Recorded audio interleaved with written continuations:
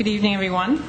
I'm Susan McGrath. I'm the current director of the Center for Refugee Studies, and I'm very pleased to welcome you all here to what is the first annual Howard Adelman Lecture.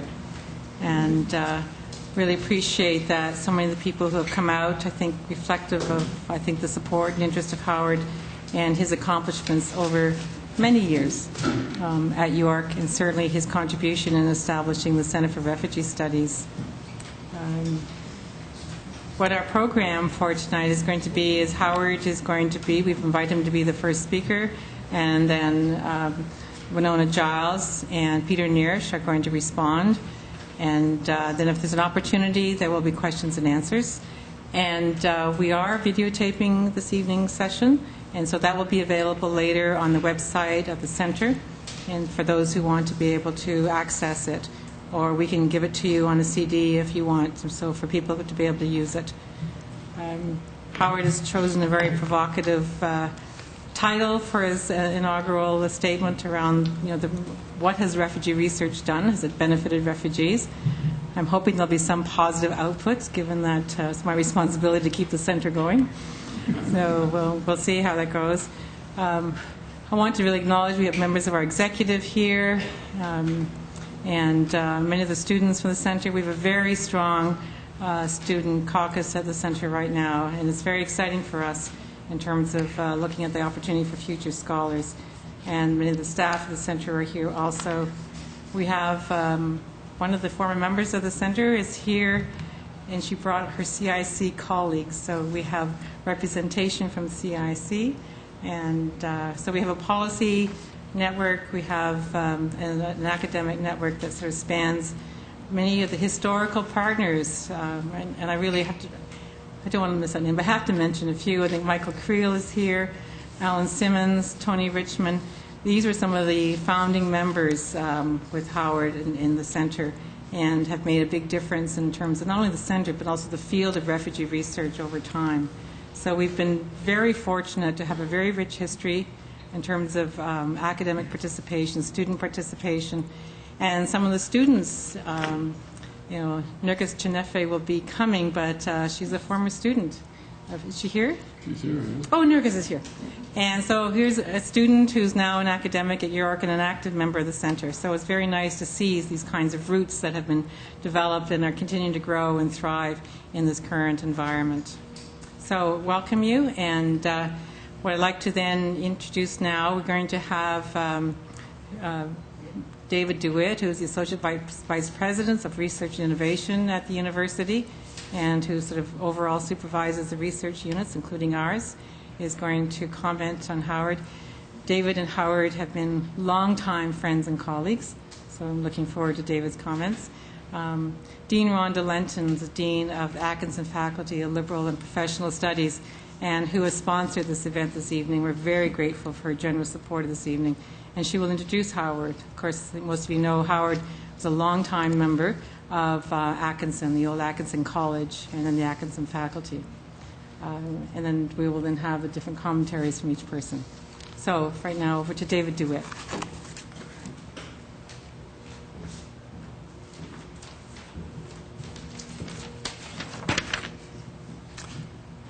Thanks, Susan, very much. It's really a pleasure to see so many people here who are, in one form or another, friends and colleagues or former students of Howard's, friends, colleagues, and supporters of the Center for Refugee Studies, and undoubtedly others who were attracted by the topic, the poster, and therefore have concern with refugees. Dean Lenton is going to formally introduce Howard. My job here, I think, is really to put all this into a context. For me, in many ways, it's a very personal context. Howard was instrumental, one of a number of colleagues who was instrumental in bringing me out to York University. And I can tell you that one of the many things that Howard has done extraordinarily well over his many years as a colleague, as a faculty member, is that he has a remarkable ability to serve as a mentor to other colleagues, to students, and to folks outside the university environment who care deeply about things of importance and care deeply about the things that Howard is involved in. The Center for Refugee Studies really emerged out of that kind of care and concern and commitment, emerging not only from an intellectual curiosity that is one way of identifying Howard's, someone with an enormous, insatiable intellectual curiosity, but an intellectual curiosity that challenged not just ideas, but challenged us to think about what to do when ideas clashed with a very unfortunate and compelling reality. And that was the tragedy of what was occurring in Southeast Asia and the boat people. And it was Howard, along with people in the larger Toronto community that he and some of his colleagues mobilized, that led in many ways not only to the creation of the Center for Refugee Studies, but before that led to changes in Canadian public policy, activism within the Greater Toronto Area and across Canada to do something about the tragedy of Southeast Asia, to try and provide opportunities for those who needed to leave Vietnam and other parts of Southeast Asia who were so directly affected by the war. For those of you who are old enough to recall, there was a time when, in fact, the American administration simply declared that they were pulling out and the war was over. For those who followed, there was a quick realization that while it may have been over for the Americans, it was not over for the people of Southeast Asia. And it lingered in many terrible ways. And Howard and those with whom he was involved here in Toronto and at York University did a great deal to provide opportunity to bring Vietnamese into Canada and to ensure that they were given an opportunity to start a new life. And affected change in Canadian policy that led to a series of changes in Canadian refugee and immigration policy over the ensuing decades. So that's the beginning. And it began here at York in a very modest way, not as a research center, but really as a unit, a small unit, doing basic research and trying to give evidence in such a way that policymakers would listen and the non-governmental organizations would be mobilized around this evidence to try and make a difference, to change things. So that's a bit of the origin. And I think it speaks well not only to Howard and his colleagues, but to York University as an institution, that a way was made to find a place for York, for Howard and his colleagues, and for this effort at York at a time that there really were just a handful of centers of research in the social sciences and humanities. That these research centers and institutes really existed primarily in the sciences, and it was through the efforts of only a few sets of colleagues in Latin American Caribbean studies, in Asian studies, increasingly in international studies, and then in refugee studies and in law, that we started to see the emergence of a growing community of research centers and institutes, a place that faculty and graduate students and colleagues from outside and other areas of expertise from outside the university could come together to pursue research. Let me just stop there for a moment and just share one small story. In the wake of the successes of Operation Lifeline, and in the effort to, by other colleagues in related disciplines, to create a strong and active research community in social sciences and humanities at York, various centers started to emerge. But the problem, as all of you who have any familiarity, not just with York University, but university in general know, one of the things we're short of is funding. We found ourselves, a group of us, 5 research centers, actually 4 research centers, and a struggling research program. There was Alan Simmons, who was then the director of the Center for Research in Latin America and the Caribbean. Diana Larry, who was then the director of the Joint Center for Asia-Pacific Studies. Susan, and for the life of me, I can't remember her last name, who recently retired from the history department, who was then the director of the Robarts Center for Canadian Studies. Howard, who is the director, not of a center, but of a research program. And myself as director of the Center for International Security Studies. We were meeting over lunch about how do we build, and Howard came to us with a problem. The problem was simple. Run out of money. How do we keep the Refugee Studies program going? Howard had an idea that he needed about 4 or 5 months to get a major research proposal pulled together and compete for a center of excellence that the federal government was providing. So each of the other centers, without talking to our executives, around lunch, we said, we'll each put in $1,000, and on the assumption that you'll be successful, you'll pay us back. And we paid him back. And Howard was successful. He and his colleagues put together a fabulous proposal, received a CETA Center of Excellence Award that allowed us, under his guidance and the tutelage of Harry Arthurs, then the president, to create the Center for Refugee Studies. It's important, I think, to highlight that as a moment, not only because it gave credence to the notion that this was an emerging, strong academic discipline based on core areas of sociology and politics, anthropology, history, law, scholars like Tony Richmond and others who were well recognized already in these fields. But it also gave credence to the notion that you could do first-rate academic scholarship that had policy implications, and that we as a public institution had an obligation and a responsibility to the rest of Canada to act based on the evidence that could be accumulated from our research and the analysis. And that was an important moment for all of us, because not all of us really had come to that conclusion on our own.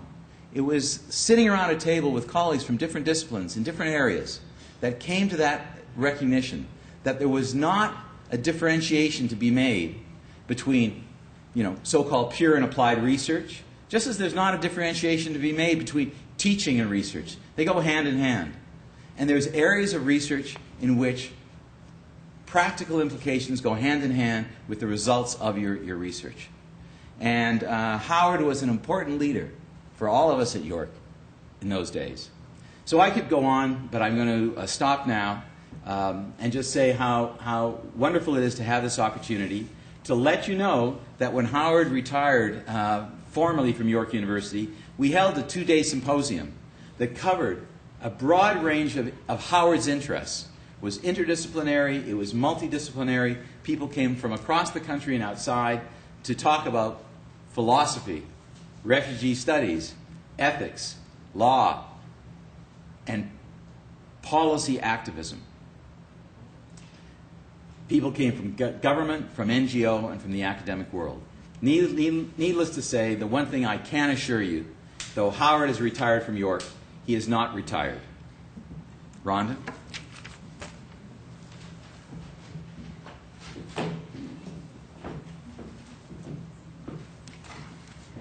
Welcome, everybody, on behalf of Atkinson faculty.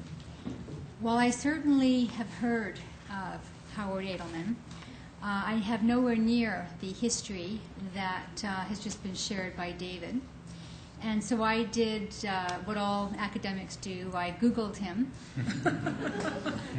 to see what I could find out about him. And you might ask, sort of, why am I up here with the privilege of introducing him? In many ways, the Center for Refugee Studies touches Atkinson, or Atkinson touches it in many ways. We've got Susan McGrath, who is the director, who's an Atkinson colleague. We've got Winona Giles, who's an Atkinson colleague. And we have Howard, who started off as a philosophy professor at Atkinson. So in many ways, we are connected. And so in my capacity as dean, the current dean of the Atkinson Faculty of Liberal and Professional Studies, I get the honor of introducing him. And it is quite an honor indeed. What I was struck by, more than anything perhaps, when I Googled him, was the word initiator. He seems to have initiated all manner of different types of projects, even going back to his early days as a 19-year-old entrepreneur. And I won't go into that story. I'm going to focus on his better path as an academic. He was a professor of philosophy at York from 1966 to 2003. And as has already been mentioned, he founded, and he was the first director of the Centre for Refugee Studies, and editor of Canada's periodical Refugee for 10 years until the end of 1993. Refuge, sorry. At York, he also served as acting dean, and I hadn't even heard about that story, so you have to share that with me a bit later, at the time Atkinson College. He's been the chair of Senate, the director of the graduate program in philosophy, and the director of Refugee Documentation Project, and the list goes on. He is clearly a senior colleague from whom York has drawn its strength. He's written well over 100 academic articles and chapters and books, as well as co-authored or co-edited 21 books. It really seems to be beyond the pale. Another conversation we need to have. He recently served as an associate editor of the Macmillan 3-volume Encyclopedia of Genocide and Crimes Against Humanity. He has written extensively on the Middle East, humanitarian intervention, membership rights, ethics, refugee policy, and refugee resettlement. His two most recent co-edited books were Immigration and Refugee Policy, Australia and Canada Compared, University of Melbourne Press, and University of Toronto Press, and African Refugees, Westview Press. In 1996, he and his colleague from Norway published a major study entitled Early Warning and Conflict Management, the Genocide in Rwanda, as part of the recently published 5-volume study, International Response to Conflict and Genocide, Lessons from the Rwanda Experience. In 1999, he co-edited The Path of a Genocide, The Rwanda Crisis, From Uganda to Zaire, Transaction Press, 1999, Rights of Return. A book he co-authored is due out later this year, along with 2 other books, an edited volume on protracted refugee situations in South Asia, and a co-authored study on Australian military intervention in the Pacific Islands. Dr. Adelman has recently served as an associate editor for the Macmillan 3-volume encyclopedia, I think I just mentioned that, and he is currently a research professor at the Key Centre for Ethics, Law, Justice and Governance at Griffith University in Brisbane, Australia, and previously a visiting professor at the Woodrow Wilson School at Princeton University. So we should be all particularly impressed that he has managed also to join us here this evening amongst all of his other activities. It is my pleasure to introduce and to give you Dr. Howard Adelman.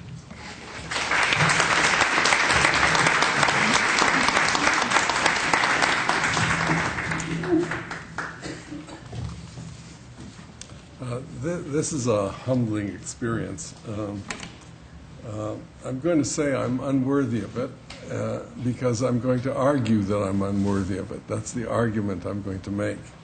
That in fact that we engage in research and we sometimes think we do more than we really do. When David was speaking and he was introducing the framework of this discussion, he was talking about how I and some others were instrumental in such an important way. And I thought he was going to talk about his marriage. Because that was my best thing I did, was get him to marry Susie Davis. But he didn't, he left that out. But in fact, the lecture talk I'm going to give is a love story. It's about the tensions of different kinds of love. The love for wisdom, which is unfortunately my prime love, and I say it deliberately unfortunately, because it competes with agape, which is the love for others, where you sacrifice yourself for others. And another kind of love, which is eros, which Nietzsche talks about, is your self-love, your love of creating things out of your own self and extending yourself in the creative world. And Nietzsche used to argue that truth always stood in the way of aesthetics, which he meant eros and the self-love and the self-creativity. And it's those tensions of those kinds of love forms that's going to be the theme of this talk. It's called Research on Refugees, and does it help refugees, but it's mainly about research, even though I'm talking about the subject matter of refugees. Now, let me talk about Atkinson, if I can, because the most important lesson I ever learned about research was in Atkinson. When I came, I was always an activist, a peacenik at university and cooperative movement and all these other things that I was involved in. But when I came to Atkinson, and the first thing I did was make a motion. And it was my first day on council even, and I made a motion to ban smoking at Atkinson council meetings. This is 1966. That motion was soundly defeated. My philosophical rhetoric wasn't very persuasive. Next year, first meeting of the year, I made the motion again. I can't remember, it went on for 3 or 4 years, don't remember exactly. But one year, a new hire, John Heddle, who served in York in the biology department, a very important geneticist and biologist. He joined the faculty. I was on the committee that hired him, and he, without asking him, he seconded the motion. I didn't know why, but I was delighted, because usually I have to hustle for a seconder. And he seconded the motion. I made my philosophical speeches about politics and aesthetics and why we shouldn't have smoking. And then he stood up to speak, and he said, talked about his research. And his research showed that cigarette smoking was a carcinogen and a mutagen. It mutates genes, and that's what he made his career on. He's quite well known. But he showed that also in his research that if somebody was in an ordinary sized room of 150 square feet, they got 10% of the smoke effects of the cigarette smoker, so as a passive person in the room. Further, they got the worst parts of the smoke, so that even though they got 10%, they got some of the worst ingredients. So they were really detrimentally affected by that smoke. When the vote came to vote, I think there were about 70 people in the room, roughly. There was only one voted against banning smoking. Totally, almost unanimous to ban smoking. And I said, you see the benefits of somebody who has knowledge as opposed to philosophers. But that's the lesson. There's where research has had an impact. We all know it. We all know that smoking is down to, 23%, whatever it was, when most people smoked at council meetings. The idea of them not smoking, they thought it was, why shouldn't I be able to smoke? My right to smoke.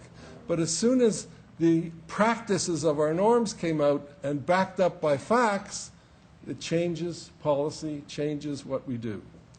And that's what became the standard of what should happen. It's a standard. I say I'm humble about it because I've not lived up to that standard that John did. I have not in any way, from my research, had that kind of profound effect. But that should be the standard that we should aim for. Now, why I haven't, and I'll give you the end part of the thing, and then we'll travel there. Why I haven't is I think it's about this tension between service to humanity and a love of wisdom, which is not the same thing. Because the love of wisdom, you serve Athena, and Athena is the god of war and god of truth. And we fight war with words, but it's not the same as giving yourself to another. And David told the story about the Indochinese refugees. Well, you notice the action came first, the research came after. The research didn't determine that action. And there's been a tension. And there's the other tension with my aesthetic concerns, too. So in this tension, the issues of care and concern and commitment get torn. And in the tearing and in the conflict, sometimes it not only doesn't benefit refugees, the pursuit of truth, it sometimes can affect them detrimentally. This is an argument, just to put it in philosophical context, that goes back to Socrates and Plato. Most of you read some of Plato's Socrates. And, he thought that to know something, to know the good, was to, once you knew it, you would do the good. I don't believe it one bit. That knowledge isn't equivalent to doing good. They're different things. And sometimes knowledge can undermine doing good. That morality isn't the product of rational thought, but morality can be influenced by rational thought. That's why I've been more influenced by the Aristotelian tradition. And of course, you have to know the story of Aristotle. Aristotle's a Macedonian. He goes to Plato's academy. He's the brightest student in the academy. Plato dies. Who inherits the academy? Plato's nephew. Everybody knew it should have been Aristotle. Aristotle goes back to Macedonia. They didn't give it to him because he wasn't one of the Greeks. He wasn't one of them. He goes back, comes back 5 years later, and he's a new man, and he gives a new philosophy and a new set of ideas. And for him, morality and ethics were rooted in practices. You didn't get abstractions and theory. That you had to do prudential calculations. That you had to habituate practices to change things. And that's how change came about. So the theme of this paper is about truth and virtue, but not always truth and virtue consistent with knowledge and compassion for the other.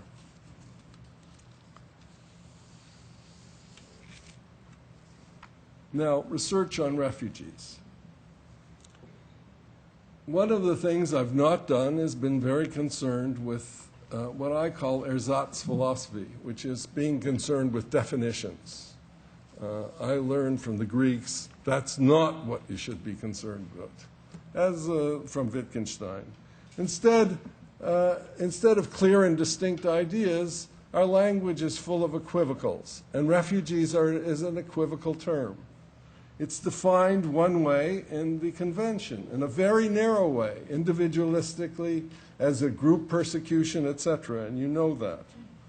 But in Ari Zolberg and my colleague Ostri Circa's book, with Aguayo, that refugees are mainly and overwhelmingly people who flee violence, not persecution.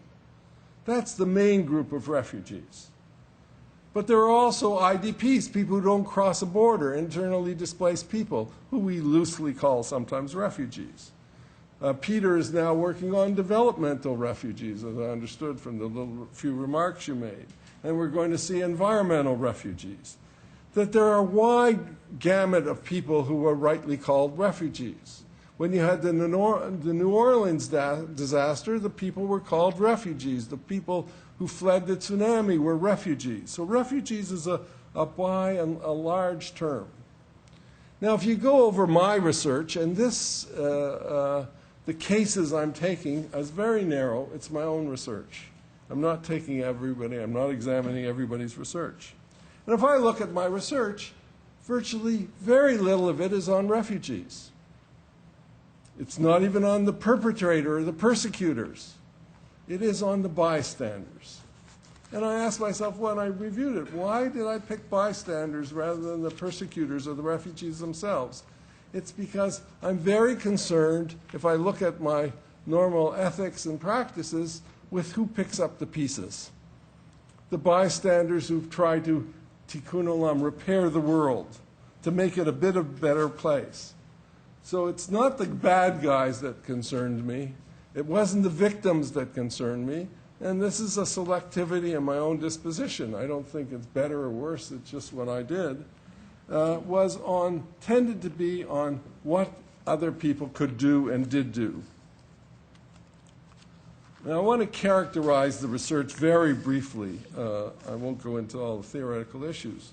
So you know where I stood on research, because I have developed a very definite beliefs in what research consists of. As Peter knows, we've had enough debates on it. I'm a very state-centered and transnational researcher. I'm not a cosmopolitan. I'm critical of abstract universal theories. That goes to do with my Hegelian philosophical background. But it's important to note, I still think the state is a major player in determining a policy, not the only player. And it shouldn't be only state-centric, but research on refugees has to be state-centric and take the role of the state seriously.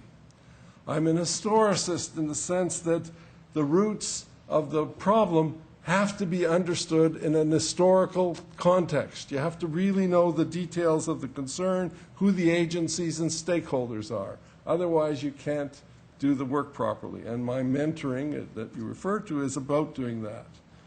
As David already said, I'm very concerned that work be both interdisciplinary, between disciplines, and multidisciplinary. And all my work ranges from history, philosophy, politics. I don't give a damn about borders when it comes to doing research. It's an intellectual enterprise, and you take from wherever you can get the material. Sociology, even psychology. It comes from everywhere. So research is, in fact, like immigration, like refugees, it's assault on state-centered, assault on boundaries. So on one hand, I believe in boundaries and believe in disciplines and believe in knowing where the limits are. On the other hand, the responsibility is to cross those boundaries, to make the links. And that's why the research is also in content transnational and not just state-centered. I've also, as you did in your introduction, mentioned written on membership theory because it's a communitarian situation that we all grow up belonging to groups and different groups. And it's group persecution and identifying groups that make for refugees. And understanding that membership is very critical. And so there was an old argument that went on in the Center for Refugees. Should refugees, the now Dean of the University of Melbourne Law School, held that refugees had to be subsumed within general universal principles of rights. I disagreed, and I think I disagree with some people here. And you'll know the disagreement, and that's the richness of the debate. Because I think, in fact, that with Hannah Arendt, that, in fact, unless you're a member of a state, you have no rights. The state gives you your rights and protects your rights and has the duty to do so. And it's in that context that I understood refugees. I also bring a holistic approach in which I think there's so many factors that have to come into it. Existing law, politics, etc. And so always when you do the study, look at all the dimensions of it. In a word, research is to be a refugee. Research is to come to an alien land. You know, one of the things about philosophy in the 20th century is it took the linguistic turn. And the linguistic turn said that language is central. What kind of language? Well, as I said earlier, it's an equivocal language. I wrote somebody was remarking earlier, you read my paper on the French headscarf debate. Well, laïcité is the religion of France. It's a secular, we call it a secular religion. It's as dogmatic, more dogmatic than any religion you'll ever find. It thinks rigidly and fixedly, and therefore bans headscarves when there's no need to. But one of the things about that language is, as soon as you translate it into English, laïcité, and you talk about secularism, it doesn't mean the same thing. It loses all its flavor. And one of the things a refugee understands, or an immigrant understands, is when they come to an alien world, a new world, they've got a language they bring with them, and the language is not only a verbal language, it's body language, it's cultural language, it's all kinds of things. They've got to do translation all the time. And a researcher who's a good researcher has to translate all the time, has to know the limitations of the concepts he brings them with him. So that language is the instrument to grasp the world, but it's also the instrument that gets in the way of understanding the world, because it's an inherited set of practices which have its limits as well as its strengths. And that's the struggle you deal with. And so you are a refugee and immigrant if you're really doing research. Finally, the concern of my research has been with contradictions. That what grabs me is when things are incongruent. They don't work together.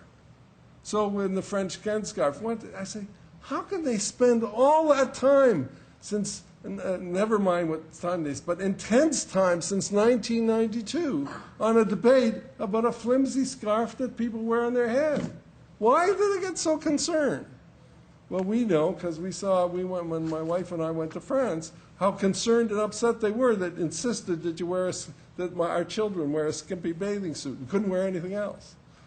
Kind of rigidity that goes into it. Well, you say, well, why? It's not just that they do it. You have to figure out why. And the contradictions between making this so important and why it is, it's because it goes to the heart of the secular dogmatism and anti-clericalism of France.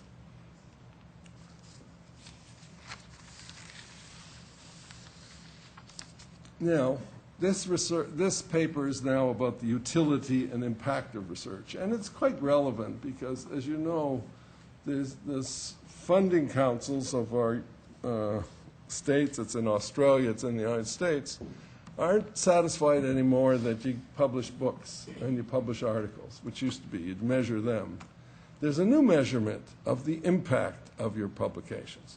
Did they change the way the world works? So this is all very apropos.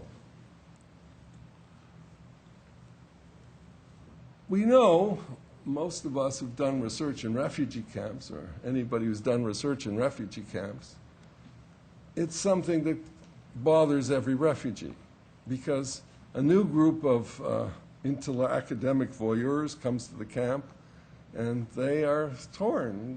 Why should we give them any time? We've been seeing this one group come after not time. They keep coming. Does it change our lives? No. They can testify over and over again that you guys keep coming and you academics come and we're pests.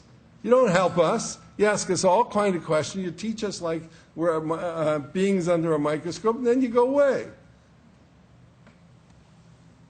And so you have a clear incidence where people can tell you you don't make a difference.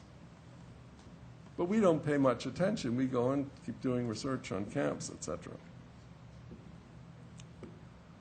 But we have to pay attention to having an impact.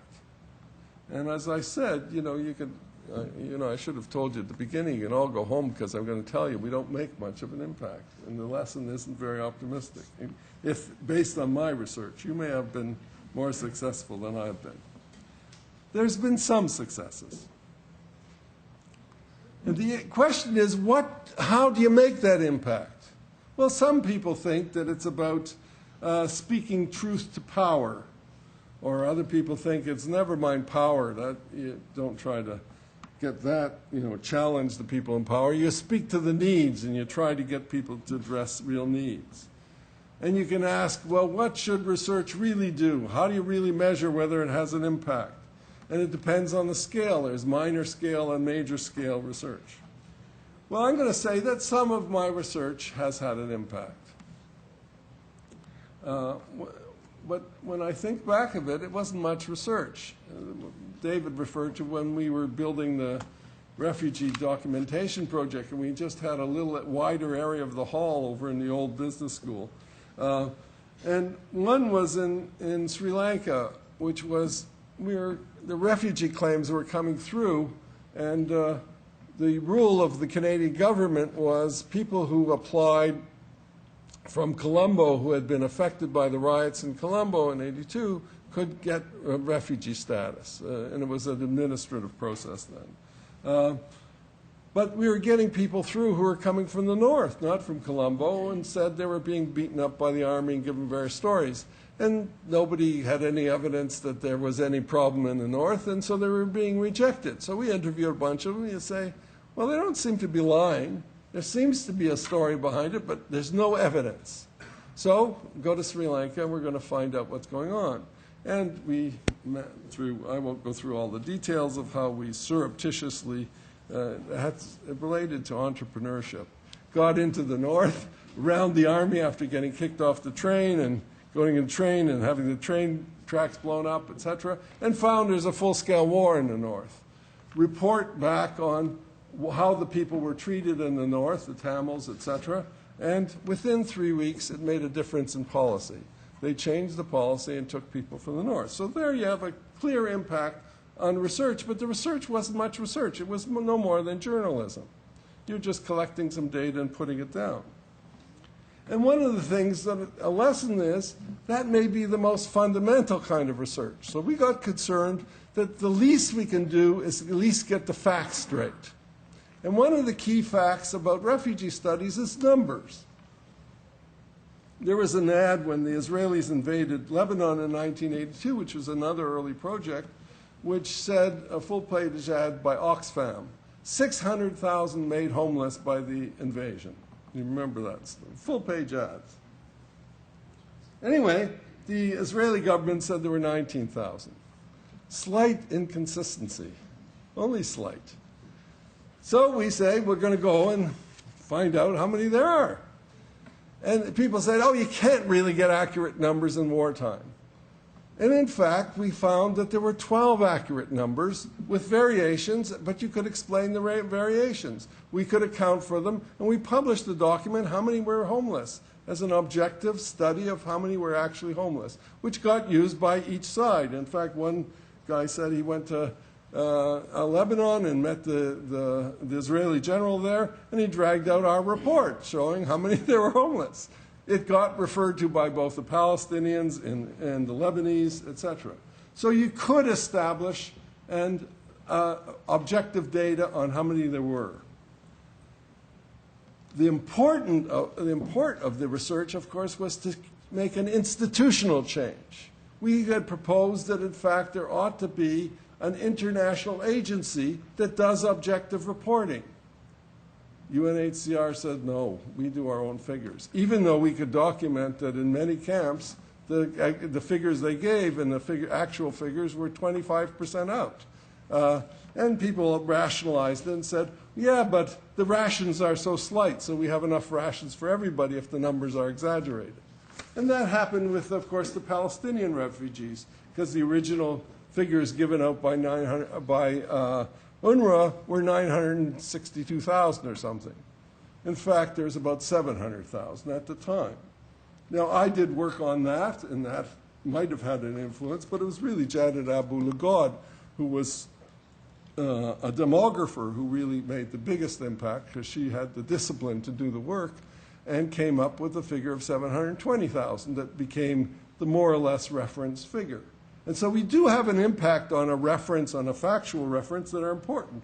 And sometimes those numbers are critical, as we did the work on Zaire. People were fighting over 600,000 missing people. As soon as you do the analysis objectively and fairly and really go find out how many there really were, because the initial numbers are exaggerated, these people are phantom people that were missing.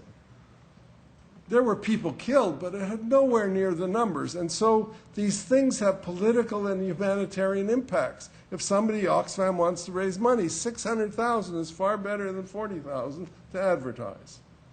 And so there's a tension between the compassion component, whether you want to feed enough people with adequate goods, and the truth component.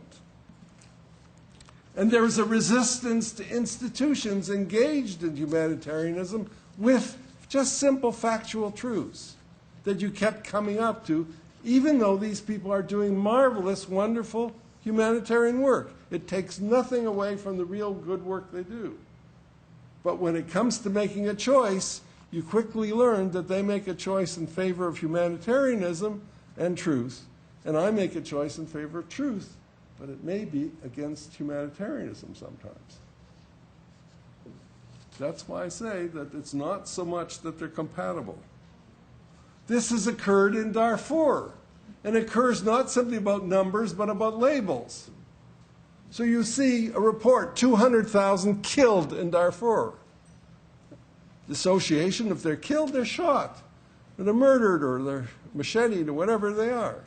But when you disaggregate the figure, most of those who died from over and above losses that would have otherwise died if there were no conflict. They've died from diseases and starvation, etc. That happens in camps. And about 60,000 were killed. Terrible enough in itself. But the fact is, you watch the exaggerations take place in the labeling. It happened with the label of genocide. In Darfur, the Congress voted unanimously. This is genocide. The American Congress. UN sets up a commission, really qualified international group of lawyers and judges from all over the world. The commission looks into it, and they say it's not genocide. It's a crime against humanity, horror that's occurred, but it's not genocide. Has it affected any change? It's still called genocide. My friend Erwin Kotler, close friend, former Minister of Justice, former professor of law at McGill University, I can quote you from last week in Parliament, April 1st, talking about the genocide in Darfur. And when he sees me, Erwin says, oh no, don't come across me about that Darfur again. The fact is, you can do this research and show things clearly and distinctly. The politics of language may count more for mobilizing people than the truth value. And that comes across. Let me give you an example. David mentioned my involvement with the Indochinese refugee movement. When I was involved, I was being interviewed all the time. Total of 177 interviews. And I kept track after the first 5. And I kept track for a deliberate reason. The myth is that, and David is guilty of participating in this myth, as you saw in the introduction, so I have evidence, about how we organized this movement. And it was written as a story. The story was this guy in a kind of white horse and wearing a white Stetson comes back from his Hegel work and helps save the boat people.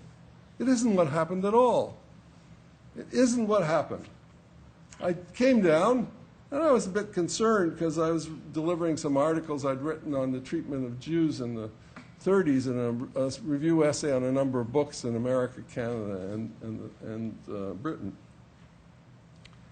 And read this place, and we organized a meeting at my house of the rabbis and the priest up the corner I knew and a minister from the Anglican Church and our alderman, and we had this meeting in the house. And we were going to write a letter to Ron Atke, who used to teach at Osgoode Hall Law School, who was the minister, and he was a member of our parliament. And I said, well, write Ron. He'll change things. We'll send him a letter, and we'll get a group letter and get him to move on this.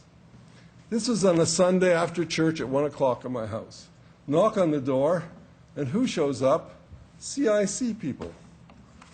This is a true story. The director of settlement and the director of public relations, not small officials. They come to my house on a Sunday at 1 o'clock. They said, we heard you're having a meeting. Can I come to the meeting? Can we come to the meeting? I said, oh, sure, come in. And they come to the meeting, and after they listened to us a bit as we're writing this collective letter, and you know how hard it is to write a collective letter, especially with clergymen around. So we're writing this collective letter, and they say, can we make a suggestion? There's a little piece in the legislation that allows groups of 5 people to sponsor refugees privately. Maybe you should give witness to what you want to do and maybe do some private sponsoring. You have to know, which I found out later, they'd been shopping around since January. This is in June. They'd been shopping around since January to find some groups that would do this private sponsoring. They had found the the Dutch Reformed Church, and they had found the Mennonites, but that's all. They'd struck out with everybody else. So here they were, obviously, if they work on Sunday afternoon as top officials, they're really eager to get something done. So we thought about it. We said, that's a good idea, and we agreed to do it with them. The interesting part of the story is the role of graduate students.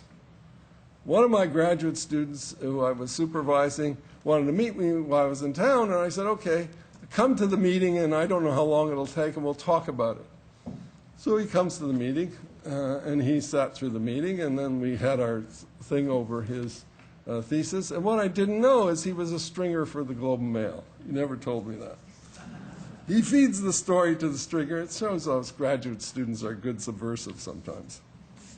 feeds the story to the Globe and Mail, and they write up this big column which gives this image of Howard Adelman coming down to pressure the government to changing its laws, etc. Don't tell anything that it was a government idea, etc. The interesting part of the story isn't that they get it wrong and they create the genre of the public pressuring the government when it's the government looking for the public as a partner.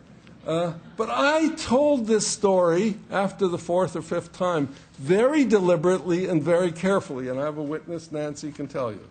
I would tell them, they'd interview me, and I'd tell them the story. Not once, they're talking about over 150 times did they report it. Not once. The genre of reporting was the government only does something when the people push them. If it doesn't fit that genre, they're not going to tell the story. And it was that simple. And it wouldn't matter what facts you told them. And so one of the things that's a lesson for research is some facts are immune to being permeating the outer reality because of the conventions and practices, whether it's of journalism or of administrators or bureaucrats or whoever you take it, or academics, that often we're mind blind. We have barriers to seeing things and reporting things.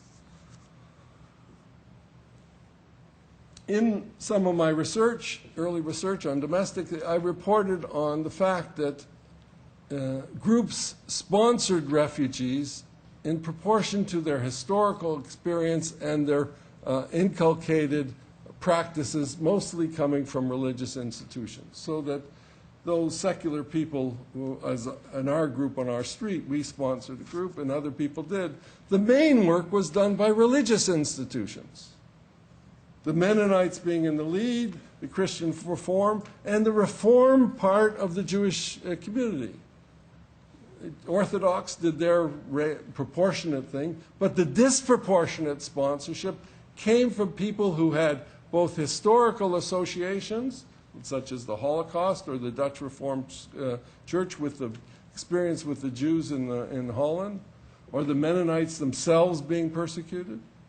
If they had that historic experience, and if they also combined a set of ethical practices, they tend to sponsor disproportionately. The Ugandan Asians were another group. So that was a piece of empirical, interesting piece of research. I didn't find it had any effect in translating into policy. Because you could say, well, let's get people organized in a way and let them have values and encourage these values. I didn't see that happen.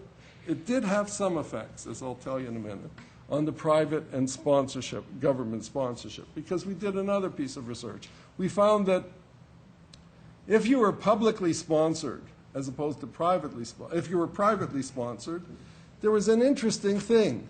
Some bad effects, you tended to go to work first instead of getting more education or language training. But on the other hand, we did research on government-sponsored refugees 3 years later or 4 years later had no Canadian-born friends. If they were privately sponsored, they did, even though they weren't their sponsors who were their friends. Somehow there was a link made up in network. They could get jobs easier, they could make connections with Canadians born, and this was this indirect effect. And one of the things that rose out of it, we set up the host program for that, because that was the way to combine Canadians making a link to benefit that. So you had a direct benefit, I think, to refugees, and it seems to be still working. Let me talk about a couple more domestic research, and I'll do some overseas research and then wind it up. We did some research that didn't have any effect, and people will be very, Sherry, you'll be very proud that it didn't have any effect. We did the study of what it costs for the private, the asylum determination process. That to process 25,000 refugees, and all costs considered, took about the same amount as UNHCR's budget for the rest of the world's refugees. This is in Canada, never mind that United States processes, Britain processes, etc. It's an extremely costly procedure. Nobody took the research seriously, so it didn't affect asylum procedure, and so you'll be happy about that. But it was interesting. There's a kind of research you do, and it's important, you think, because a lot of money, almost $1 billion goes toward it, and didn't have any effect at all. Let me do some overseas examples. I mentioned the homeless in Lebanon. I mentioned the Sri Lankan refugees. One of the most important research I did, I think, was a study. I had always written that you couldn't have peace unless you solved the refugee situation. I can go through early articles where I can quote myself. Then Steve Stedman at Stanford organized a group of 32 of us to do a big team research on 16 cases, some doing themes, some doing particular cases. The best comparative case study I've ever been involved in, and I think one of the best that's ever been done. And out of it came the concept of spoilers that everybody uses now in international studies. Anyway, my part of the research was the refugee theme across these 16 cases. What's the lesson? The lesson is, in not one case, not single case, did it matter that the refugees were not part of the program. The peace agreement was kept or not kept totally indifferent to what happened to the refugees, contrary to what I had believed and what I had taught. I still read that, in fact, you have to solve the refugee situation if you're going to have a peace agreement. And my lesson of that study says the opposite, but it hasn't affected academics, it hasn't affected policymakers. So you often do research, has no effect. Research on protracted refugee situations, which I've been involved in the last few years, on Dadaab refugee camp, that shows there was a structural problem. Just simple, I'll give you simple points in it. It costs less to keep a person in a refugee camp than to send them back home. So they're left in camps often for 3 or 4 years. Not because they can't go home, but because of money problems. And if you just reorganize the international money system that prepay that money and get them to go home, refugees don't have to spend all that time in camp. Hasn't affected change in one iota. Trying to sell it, no difference. Coincidentally, we've been doing work since 2004 on, I can talk about Kakuma camp, but I'll quickly go over things. On the Bhutanese in Nepal, on the Burmese in Thailand, on the Rohingyas in Bangladesh, etc. And I can tell you that the resettlement work, which could have gone on before, started now, but didn't start as a result of our research, even though that's a byproduct of research, started independently of it because of political action, not because of our research. I'll end up with the Palestinian refugees, which I've probably researched the most. And there's 3 aspects of it. One is, I think you'll not find a book, virtually every book you find about the history of Israel, they'll talk about Israel was created because of the Holocaust. There's absolutely no evidence, and I'm saying no evidence, that that was a factor. Having done lots of work in this area on the United Nations Special Committee on Palestine, who recommended partition, etc., didn't influence them at all. And if you think about it, nobody was talking about the Holocaust until 1960. Between those 15 years after, it wasn't a subject that was much discussed at all. What was their concern? Refugees. There were 200,000 refugees left in the camps in Europe. People wanted to get rid of them. Nobody wanted to take them, including Canada. So we'll create Israel so they can get rid of them there. So that one of the things in my documentation on UNRWA, on the documentation on UNHCR and the historical thing, that often it's about self-interest and getting rid of people, not about it being a humanitarian, that's about taking in and helping refugees. Well, it's a pleasure to be here at our inaugural Howard Adelman lecture and to comment on Howard's debate over the pursuit of knowledge and truth, even at the pursuit of knowledge and truth, even at the risk of undermining assistance to refugees. In particular, I've been asked to speak to the international aspects of Howard's presentation, a presentation which challenges us to rethink our understanding of the refugee research that we do or that we study, whether or not we are more drawn to the pursuit of truth or compassion. In either case, Howard and his extensive research, publications, and activism challenge us to avoid the sidelines and rather to engage, and despite what he may have just argued to the contrary, to act. I've personally known Howard since the late 1980s, when I first became associated with the Center for Refugee Studies. And one of my earliest recollections of his work at York University was his surprising announcement at an international conference on refugees that, unbeknownst to us, until that minute, Professors Penny Van Esterick, Helene Musa, and myself would shortly be holding the first international conference on gender and refugee issues. We did this, and it was quite an endeavor, and it was a landmark conference. And I came to understand that this was the way Howard often worked. He would see an opening in a new, uncharted area of refugee studies, an area that might provide more answers, new questions, new possibilities for solutions, and he would plunge in, working with whomever was interested and energetic enough, and I mean that, energetic enough to work with him. Howard's analysis of refugee and humanitarian crises occur at both the international and national levels and link these two complex sites. For example, in his detailed historical and political analyses of the Rwandese crisis in many articles and his book on the topic, he has analyzed both the Canadian response to this crisis and the conditions, causes, outcomes of this crisis in Rwanda itself. He is quick and often pointed in his critique of the work of others who do not take into account the role of outsiders in their analysis of refugee situations. His deep roots in philosophy induce him and allow him, I would argue, to delve into the ethical reasons behind refugee crises and to examine the lack of accurate information and research on refugees from an ethical position. Thus, where Howard describes a divorce of compassion and intellectual pursuit, I see a marriage of the two in much of his work. In this vein, Howard has not held back from what he calls his obligation to speak the truth of both NGOs and the UNHCR when he regards this as important to our understanding of a crisis and to our humanitarian response to a refugee situation.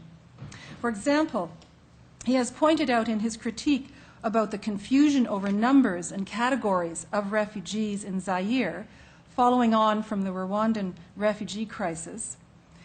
And in 1996, both the UNHCR and many NGOs were presenting a wide range of figures. 600,000 to tens of thousands of persons were described as unaccounted for, missing, dying in the jungles of Zaire. Howard rightly argues that these kinds of data inaccuracies are terribly misleading, in the least, and hugely damaging to the development of a strategic response to a crisis, and perhaps most importantly, may be preventable. For Howard, the determination, in his words, of factual issues is crucial in making ethical judgments. Thus, he links research and research outcomes with ethics. And it seems to me that he is highly critical of the ethics of the UNHCR, or has been at times, of the UNHCR and NGOs and their lack of attention to, or perhaps interest in, solid research in the midst of humanitarian crises. Indeed, I have been personally told recently by a UNHCR policy person that academics should stick to their research and let the UNHCR policymakers do their policy making. In other words, leave the UNHCR alone to get on with its business of policy divorced from scholarly exchanges with the research community. Fortunately, not all UN policymakers would agree with this view, and like Howard, most of us in the scholarly community that studies forced displacement disagree with this position. And even though Howard argues he has avoided moving into policy making, he has in fact frequently intervened with policymakers. For example, in 2001, Howard's critique of the UNHCR asked probing questions about refugees in the security nexus. He asked, what is the meaning of the UNHCR placing the refugee issue within both the larger context of forced migration as well as within the context of human security? What is its significance? He argues very pointedly that the protection of refugees is now primarily defined as security of refugees and refugee operations rather than in terms of the legal asylum process. Howard asks, what other ways might we, should we, be viewing those forced to move, and states, what does matter is that in the current emphasis, the forced migration of peoples is seen as adding to an environment of insecurity, just as much as the masses who are now forced to move are both products and victims of insecurity. Howard's enduring view has been on the crucial need for an international response by the international community to intervene and prevent or mitigate genocide. Along with Surk, he points to the passivity of North Americans and Europeans who were raving about the film Schindler's List in 1994, while 800,000 to 1 million resident Tutsi and moderate Hutu populations were being slaughtered by low-tech means, mainly machetes, in a 3-month centrally organized operation that, according to Howard, proceeded with twice the efficiency of the Nazi Holocaust of the Jews. One of his conclusions in that 1999 book was that Canada has not been able to develop any coherence in international multilateral policy with respect to peacekeeping. In a co-authored 2007 article, To Date or to Marry, seems to be a theme, marriage and that is the question. To date or to marry, that is the question. Adelman, along with the president director of CRS, Professor Susan McGrath, examine the argument made by a senior refugee studies scholar that we separate the study of convention refugees from that of others who are being forcefully displaced, for example, internally displaced populations. And he has raised this issue again here tonight. Instead, Adelman and McGrath argue for an avoidance of simplistic reductionism in refugee research. They say there is no essential definition of a refugee. A refugee definition is a product of history, social and political circumstances. There is no need or reason to impose an overarching intellectual format for such research. Indeed, this has been a continuing framework, I would argue, for research at the Center for Refugee Studies. As Howard has argued this evening, earlier, as researchers, he said, we are refugees from conceptions that trap and restrict us. This kind of approach has always encouraged those faculty and students associated with CRS to understand the historicity associated with convention refugees while also thinking beyond to the circumstances confronted by those IDPs or internally displaced persons who have been forced to flee their homes due to war, environmental disaster, or development-induced displacement.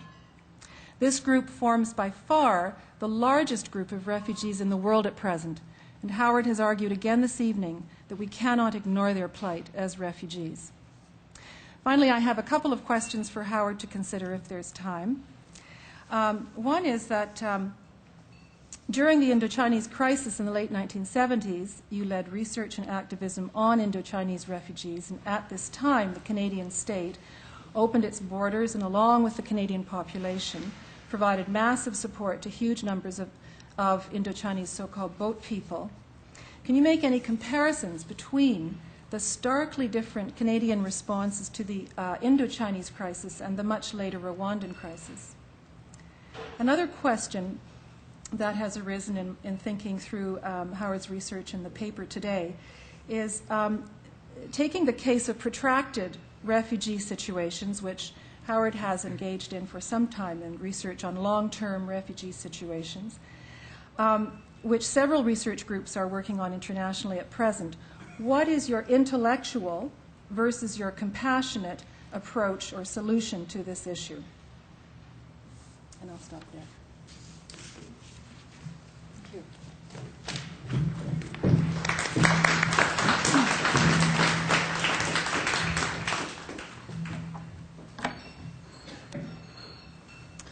Thanks a lot. Like Winona, I'm very pleased and honored to have been invited to serve as a discussant for Professor Howard Adelman's talk today. Winona spoke about the international context. I've been invited to say a few words about the Canadian context, the current situation facing refugees in Canada, and think through this question, that very provocative question that Howard poses: does research on refugees actually help refugees? Just a couple of comments. First, I would say I think we all agree that like most of his work, Howard's talk today has been both inspiring and sobering. Inspiring in terms of, I think, reminding us of the enormous possibilities and opportunities that we as academic researchers have in terms of perhaps making a positive change, a positive difference in the lives of refugees. And here I would agree with Winona and David and emphasize Howard's own accomplishments in this respect, much more so than I think he does. I think he's being too modest, especially with regards to the Indochinese boat people movement, and the whole issue of private refugee sponsorship in Canada. But his talk is undeniably sobering as well, in terms of the ongoing challenges that we face in trying to realize this desire of producing research that in some ways makes a positive difference in the lives of refugees. So I think this is a dilemma that most, if not all of us, have somehow grappled with or struggled with, which is, what is the relationship? What's the proper relationship between research and activism? And is there a proper relationship? I don't think I can answer this question in any definitive way. So what I thought I'd do today instead was actually grapple with this question in the way that Howard suggests, which is to reflect on my own experiences as someone who does research with refugees in the Canadian context. And these are, I should say, considerably more modest and limited than Howard's own experiences. But I do think that many of the puzzles and challenges that we faced have been very similar. Okay, before getting into some of my experience, I'd like to share a couple of comments I had about two of the points made in Howard's talk.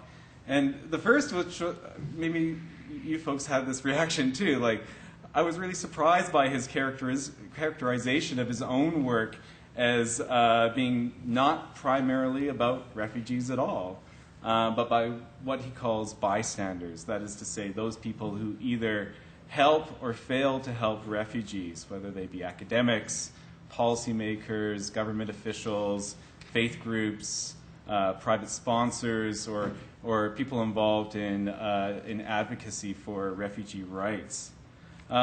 I thought this was a very productive framing, and it really helped me think about this issue very well. I would venture that there's an additional actor at play here than these usual suspects, and that is refugees themselves, especially those refugees in certain contexts and certain circumstances who organize collectively to find a solution to their plight. So refugees who emerge as actors, who are involved in campaigns or political movements to find some kind of resolution to their situation. So I think in these situations, we are forced to address not only the deep ethical questions about the relevance of our research, does it actually help refugees, but some fundamental political questions as well. And not least among these political questions are questions such as who can speak, who can be an advocate, who can be responsible, who can make claims in the public realm and expect these claims to be heard and given a response. And perhaps most fundamentally, and the most difficult question is, can the helpless help themselves? And what role as researchers or academics or scholars can we play when we start to think about research and helping refugees in this kind of a context? I think these are fundamentally political questions, and ones that we're probably not used to investigating with the refugee as the center of our frame of analysis. So that's the first point I'd like to make. The second point I'd like to draw out from Howard's talk is this emphasis he gives to the politics of language. And here I agreed with him quite a bit. Howard points out that, yes, it's true that when refugees arrive in their country of asylum, they often have to learn a new language. But this is not done only for the purposes of integration, but it's also a strategy, a kind of a strategy to ask questions of their hosts, or as Howard describes it, to interrogate the assumptions, as he puts it, of their new society.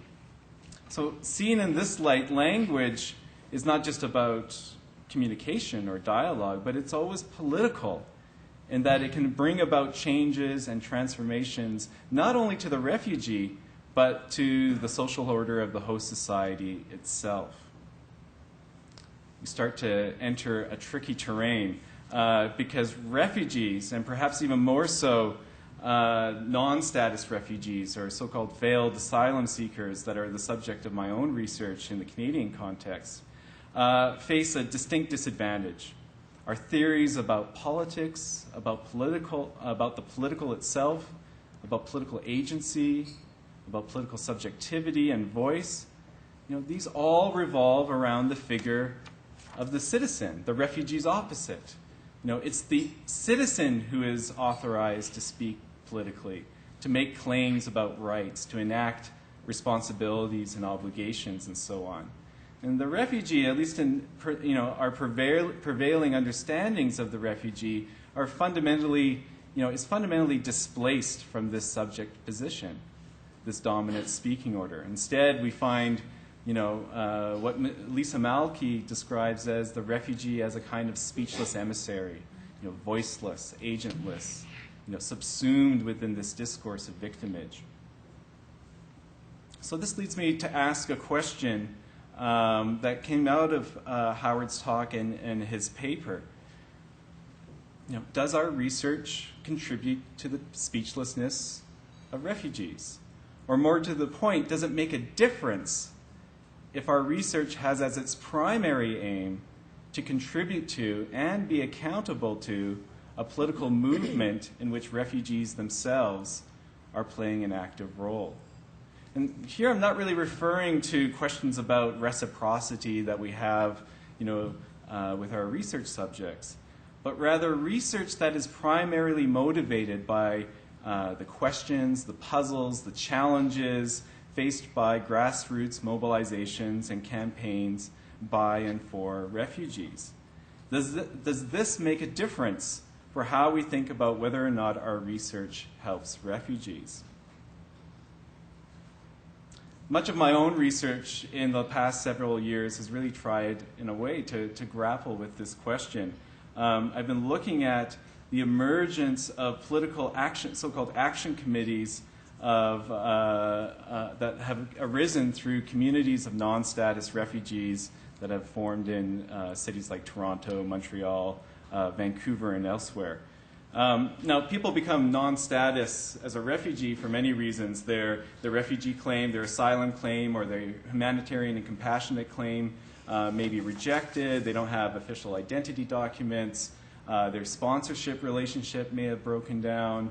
Or, as in the recent case of Algerians living in Montreal, there might have been for many years a moratorium on deportations to their country of origin.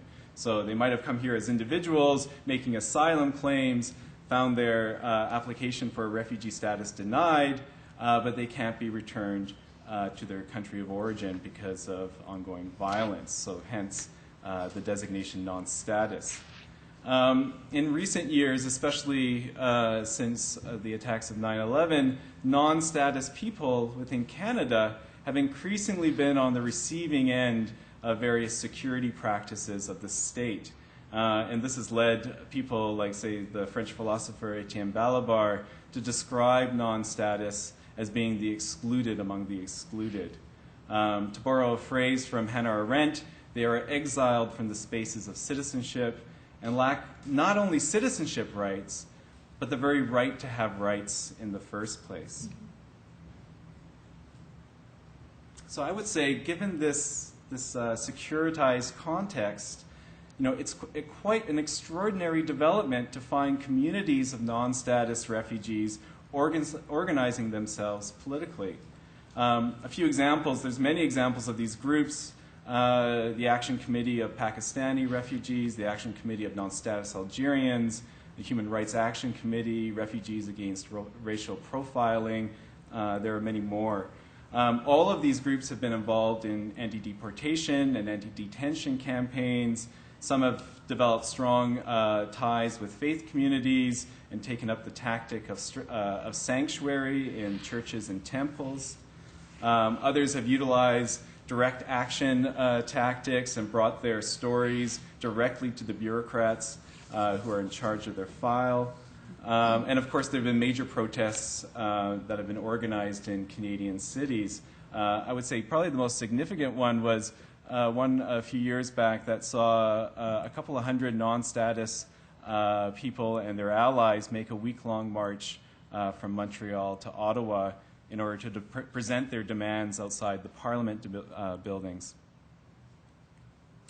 One event, just as a small anecdote, I think that we should be, that is especially relevant to ourselves as researchers, is an action that took place in March 2004. Maybe some of you here were at this event.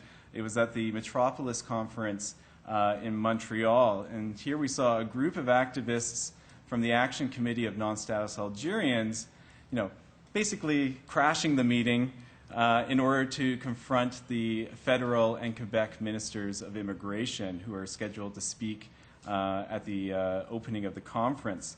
Now, the ministers were tipped off that there would be some demonstrations, so the federal minister, who at the time was Judy Scrow, decided to cancel her appearance. Her Quebec counterpart, once they figured out what was going on, quickly made an exit through the one of the Sheraton Hotel's underground tunnels. But the Algerians were undeterred. They took the stage.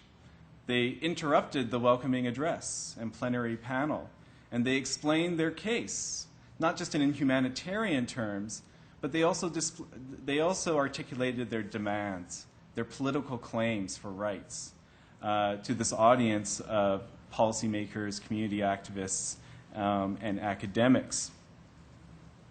Now, these moments are, of course, uncomfortable, right? They're awkward, and in fact, they can be even frustrating. One of the panel members on the plenary panel complained to a reporter from the Montreal Gazette that the protesters were out of line and that they were, quote, preaching to the converted. Perhaps they were. But I think these actions speak to a broader issue that Howard spoke about concerning the politics of research.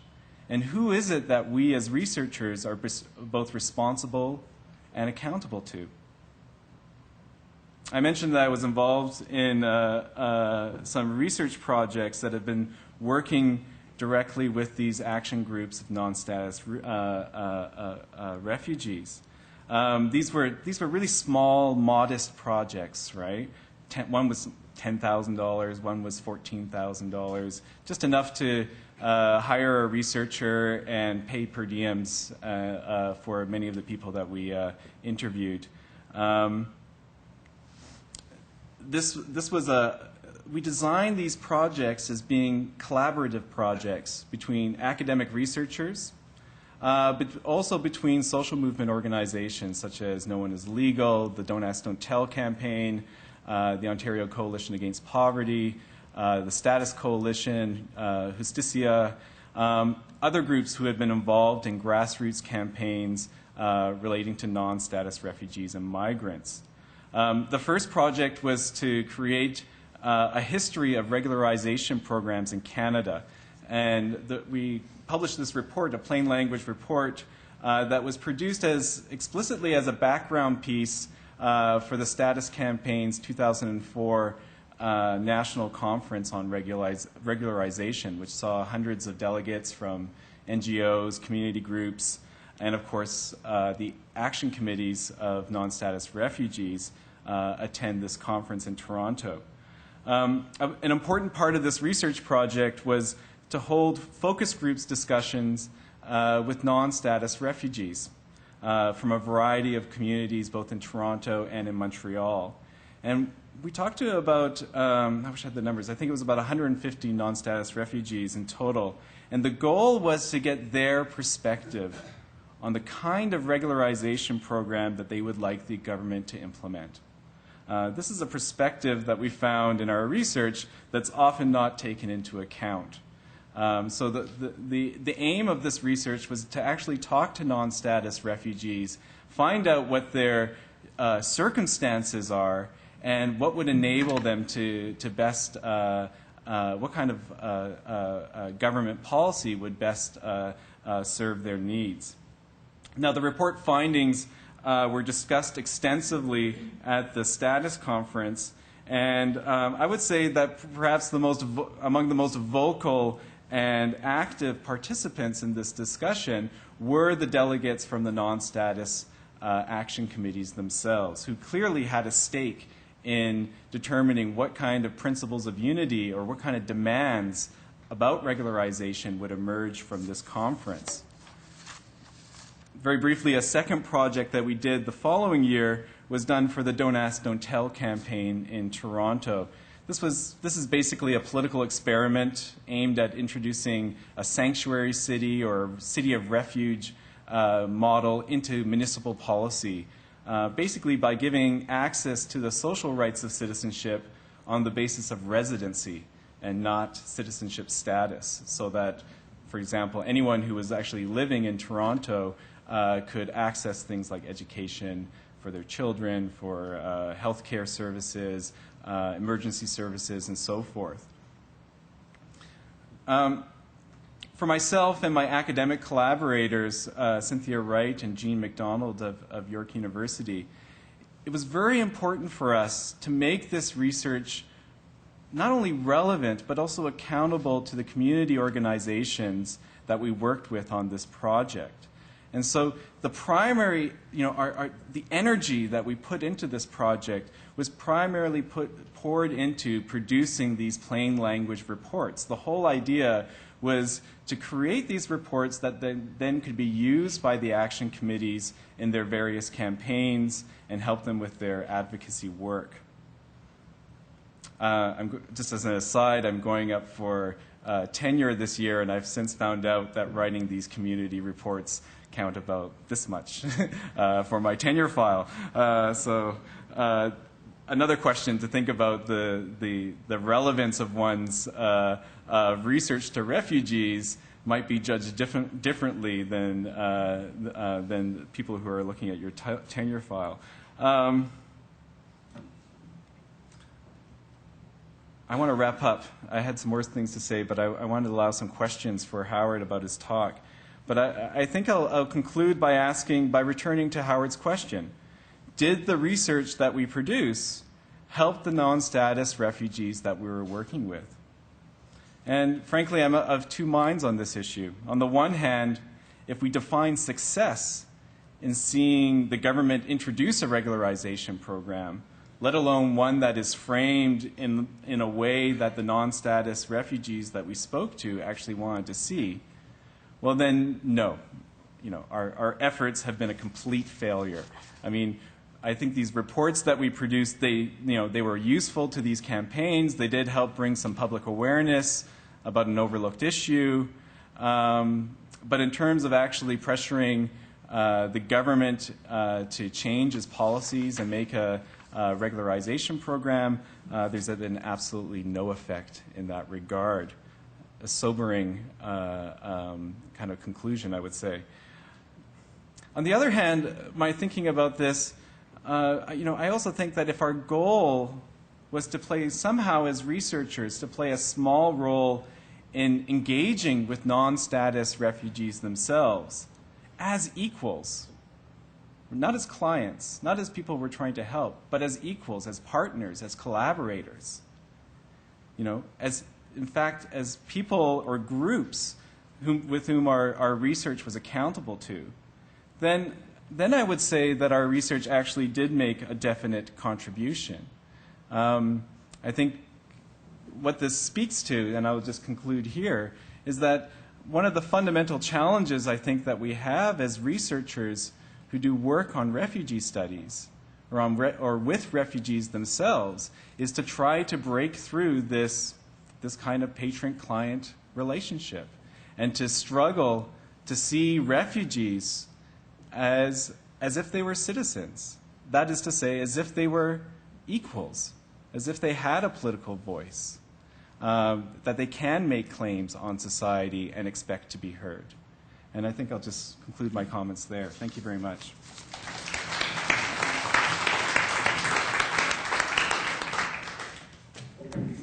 Howard, you've had a couple of questions posed to you by Winona. You may also want to comment and respond to Peter's comments. Why don't we get some more questions from Okay. the audience first? Any questions from the floor were to pose to Howard? Gloria? Do you want to speak it and I'll repeat it? I'm sorry, we don't have some... You're questioning about his work on Iraqi refugees?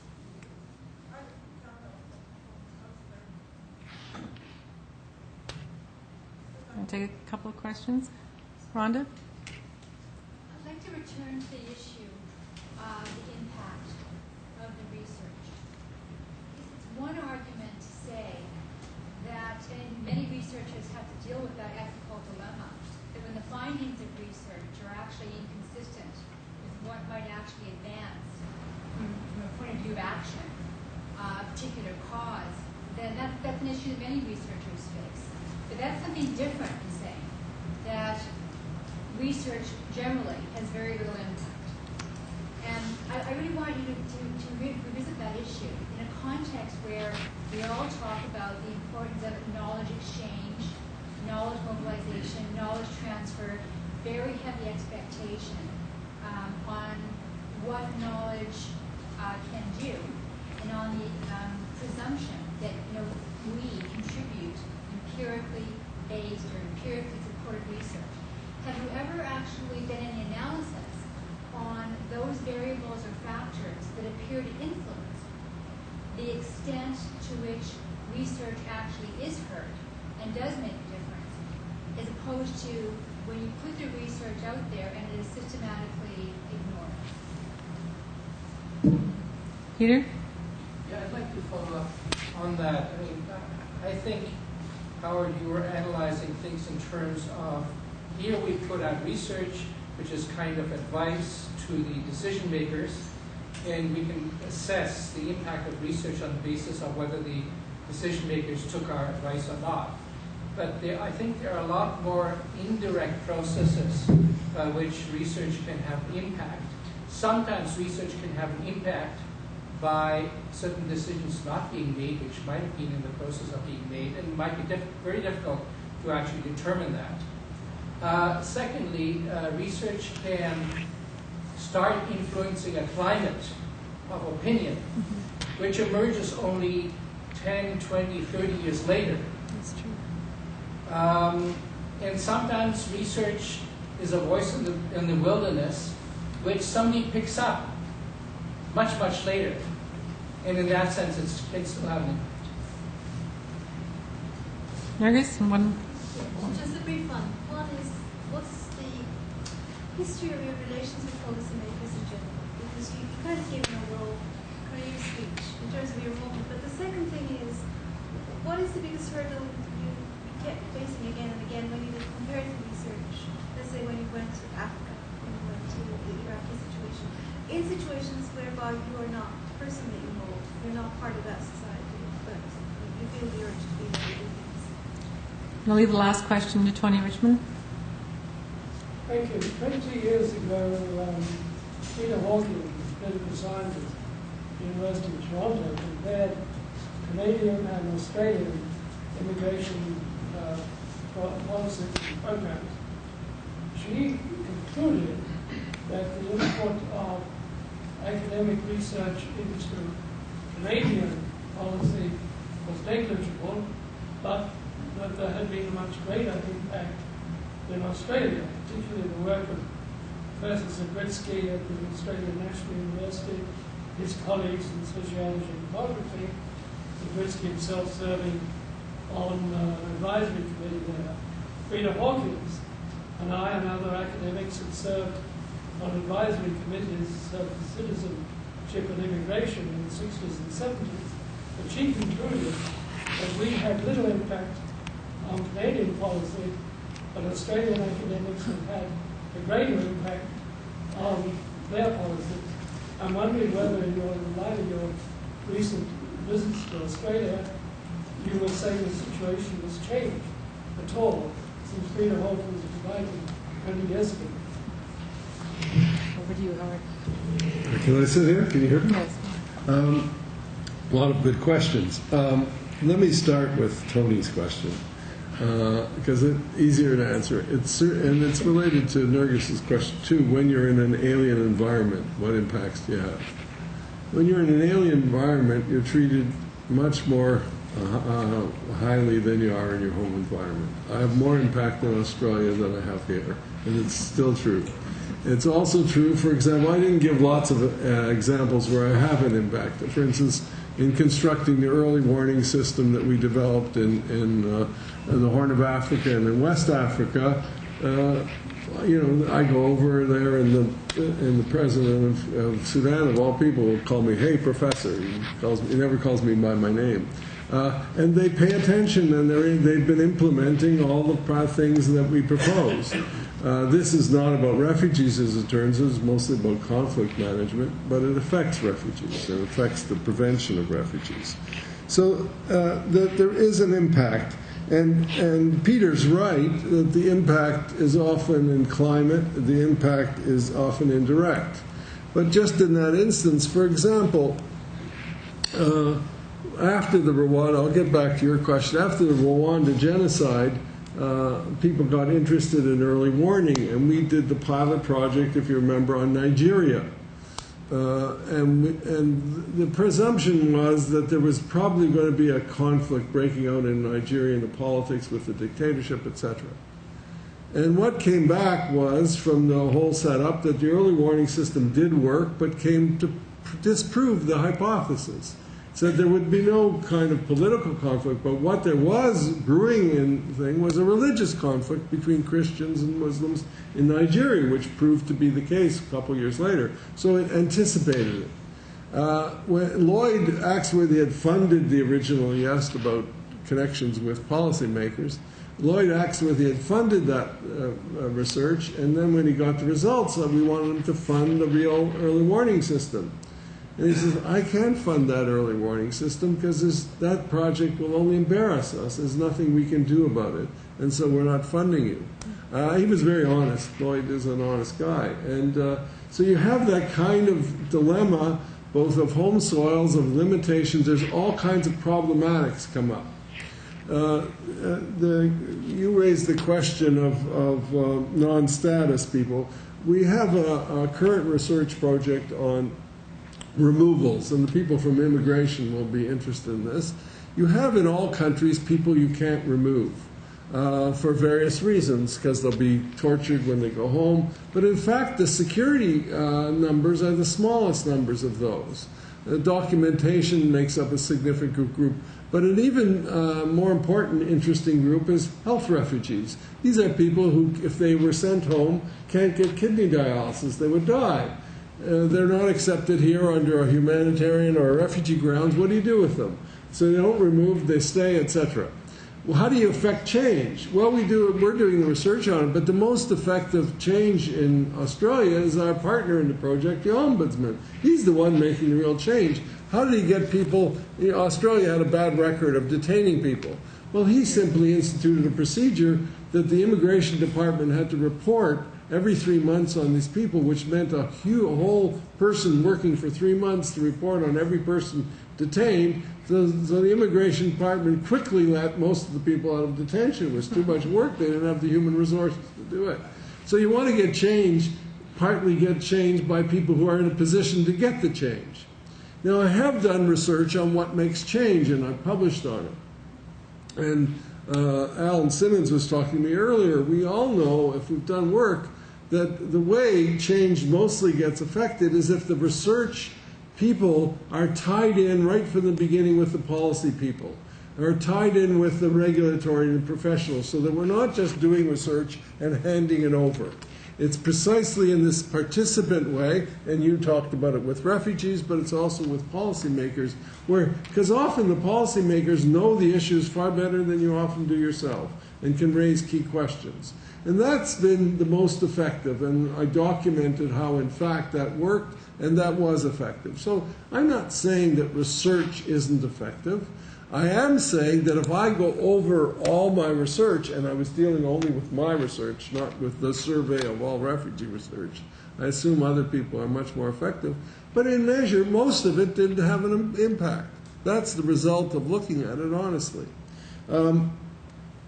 The question about the Iraqis came up, and let me talk about that because I just published on that, and I missed my appointment with the parliamentary committee at 9 a.m. Monday morning. I got back Sunday night, and they changed the time of the appointment. I did make it, but there's an issue that comes out of research. You have 4.5 million IDPs and refugees.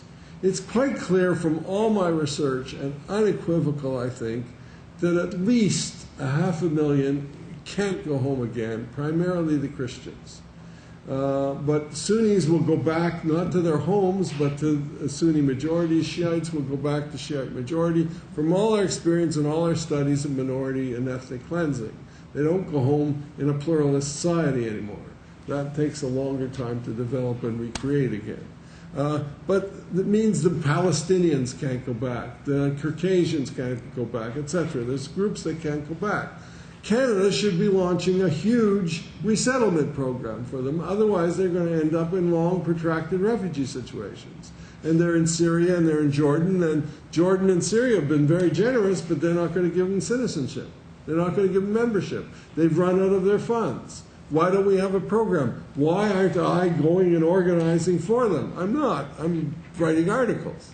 And one of the questions is, well, aren't you better off doing the organizing instead of writing the articles? And I think, in one sense, you are better off if you want to make change. That's one of the messages. On the other hand, I'm a philosopher and I'm a scholar, and I'll have this fault, and I won't always do it. And that's why I'm trying to talk about you're being torn. It isn't so simple. It depends on your personalities. But I respect the people who are really committed, who really go out and give them their lives and their time to really make a difference to these people. And so I sometimes do it, but I think we have to recognize what our limitations are. Winona asked about what observations I would make about the big moment in Canadian history with the Indochinese refugees, when it was a big moment for all of us as researchers, for Canadians, etc. What Canada did was, I think, a really, really great job. And Rwanda. Well, one of the things that happened with Rwanda is the media. When we studied the media coverage of Rwanda was Hutu and Tutsi killing each other. That effect says, what can we do? They're killing each other. You can't do anything. If the stories had said, and they didn't start changing till April 20th in Canada, they changed it, The Guardian had it earlier, and Le Monde had it much earlier. If the stories had said there's a small group of conspirators are out to kill a lot of people, it might have made a difference in policy. It might have made a difference in policy if Beryl hadn't been, who became the head of the Canadian Armed Forces, hadn't been the boss of our one great hero in this scene, General Dallaire. Because the UN, in fact, Kofi Annan, I can tell you, directly lied to me. Talk about interaction with policymakers. I went in with all the documents because, again, my entrepreneurship, we had all the documentation that was in the UN files. That was, I call, quote, entrepreneurship. So we had copies of all the notes and memos. And we went in to see Kofi Annan, and Austri could be with us.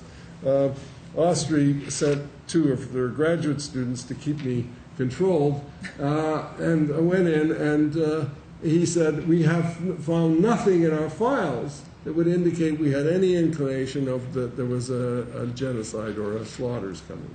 And of course I had all the documentation with his tick notes that he had seen the files and seen the notes in my files at the time.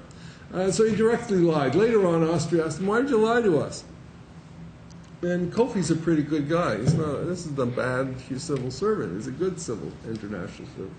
He said, frankly, our big fear was that the Republicans were in power then. They were out to do the UN and desert it. And our main focus was on protecting the reputation of the UN so we weren't undermined and totally destroyed by the Republican Party, Gingrich and his pals, etc. That was their preoccupation. And it cost a lot of lives because of it. That there are politics and contexts that you sometimes don't know about. There, the situation with Clinton, etc. So there's a context of why the world was impotent at a moment when, as you quoted from me, that we could have easily acted. There were only needed 5,000 soldiers, as Delera said, as independent people have said. It was a simple job to stop that genocide. It wasn't a hard one. You very rarely get such opportunities. You had an army, you control the airport, you control everything. Nothing was done. Nothing was done even when they knew about it. And so you go crazy when you discover all this. You see, and you unravel it, etc. And it wasn't as if there weren't researchers at the time. There were people who knew the situation who were campaigning and going crazy, trying to get people to change, and were unsuccessful. And so partly it's circumstances, partly it's all kinds of things that prevent things from happening. I think Darfur is a case in point, but you see, one of the things we do is we operate as if this situation was the last situation. So Rwanda was Somalia.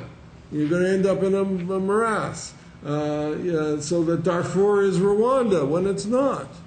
Having had a student spend 3 months, I've been in Khartoum numerous times, and the fact is, it's a horrible crimes against humanity, but I don't think it's genocide, and I think other things can be done, and the fact that riding the genocide hobby horse in this case is counterproductive. So that there are lessons you learn, but they come in a context in which we end up learning from the past, often the wrong lessons. And we carry them forward and we get blindsided by them. You asked another question, what have I learned about protracted situations? The main lesson about protracted situation is, if it's and this will come out in our book called Rights of Return, R-I-T-E-S, of Return, with Princeton, who is likely to be publisher. And if it's an ethnic conflict and ethnic minorities are cleansed, they're not going to go back, period. We can't find a case in the 20th century except if they go back by force, as the Rwandan Tutsi refugees did. If you go back by force, then you can get back. So one of the things you say, well, maybe force is the right thing, and you get into these kinds of combinations. But maybe the answer was, if Canada had been active and perceived the problem of the Rwandan refugees in the 70s and said, we'll offer a home for those people. There's only 300,000 of them, and we'll give them a permanent home, or we'll offer it for half of them or a quarter of them, and other countries pick up the difference. Maybe there wouldn't have been a war and a genocide. Never mind there were bad guys who did it and all that. But there are possibilities of action that we missed beforehand that could have prevented even the 1990 war in Rwanda. So that's the kind of lesson. Final point. I talked about the early warning system that we were involved in setting up in the Horn of Africa and West Africa. We did measure impacts. There's a place where we clearly have an impact. These were small scale. We're not dealing with the Darfur conflict. We're not dealing with the high-level conflicts. We're dealing initially with early warnings of tribal conflicts where they're about now organized stealing of cattle. And used to have, one tribe would raid another, kill a couple people, steal a woman, and literally, and steal some cattle, and that was it. And that was part of the customs for years. This is what went on. And it usually was a way of balancing. If you had problems in climate and you didn't have your crops coming in, you went and raided somebody else. That's the way you survived.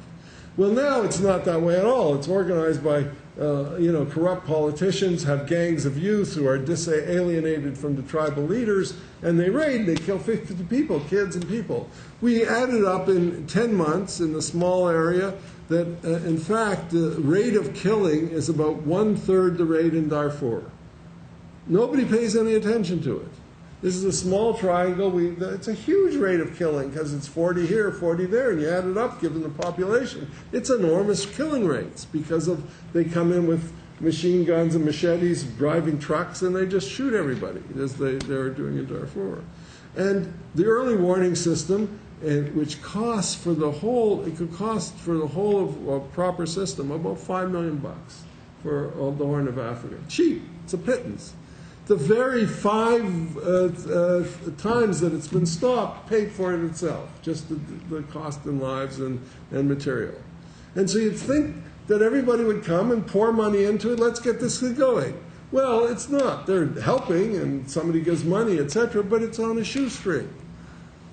And so you say, well, how do you get it done? Well, sometimes it's luck. Sometimes you're in touch with the right people. It depends. And it's not as if we can just sit back and rely on anything. Now, let me talk finally about giving a voice to the refugees themselves. I said that my research was mainly on bystanders.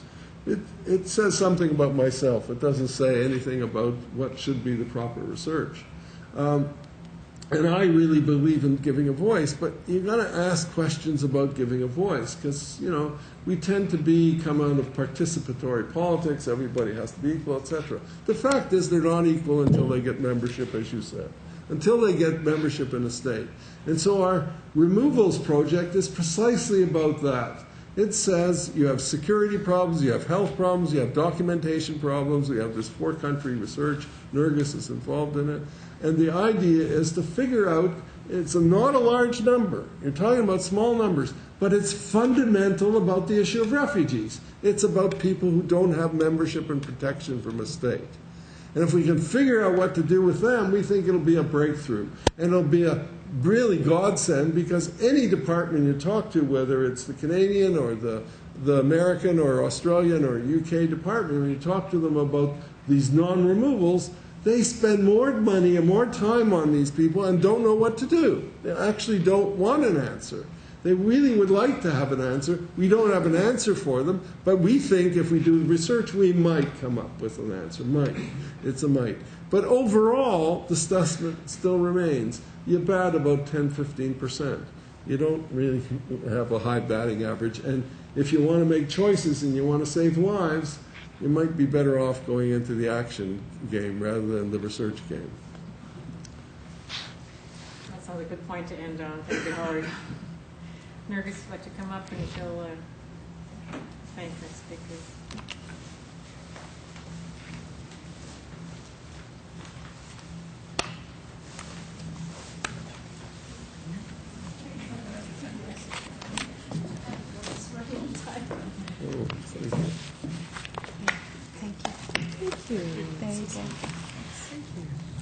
Want to say something, Nergis?